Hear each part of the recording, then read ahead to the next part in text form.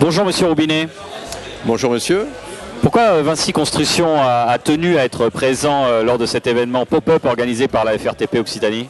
Alors d'abord parce qu'on est un acteur privilégié des travaux publics. Ensuite, on est très axé sur la formation et le recrutement des jeunes pousses et des jeunes talents. Et donc on a tenu à participer à cette manifestation pour montrer au public tout ce qu'on sait faire en matière d'innovation et tout ce qu'on arrive à proposer à nos équipes en termes de formation et de développement des techniques digitales. Qu'est-ce que l'innovation apporte à un secteur, les travaux publics, qui est plutôt perçu comme traditionnel? Alors c'est vrai que la perception est aujourd'hui un peu faussée et c'est ce qu'on voudrait changer au travers de ce stand.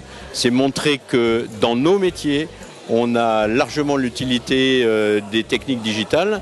Et on peut, grâce à ça, améliorer la sécurité, améliorer la connaissance de nos outils par nos compagnons et par notre encadrement, et donc améliorer aussi, en conséquence, la productivité sur les chantiers. Vous avez souhaité mettre en avant 2 innovations.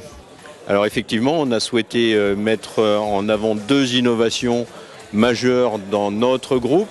Donc vous avez une première innovation qui consiste dans le prolongement naturel de ce que je vous ai dit tout à l'heure, à permettre aux gens de se familiariser avec la pose des voussoirs en béton dans un tunnel.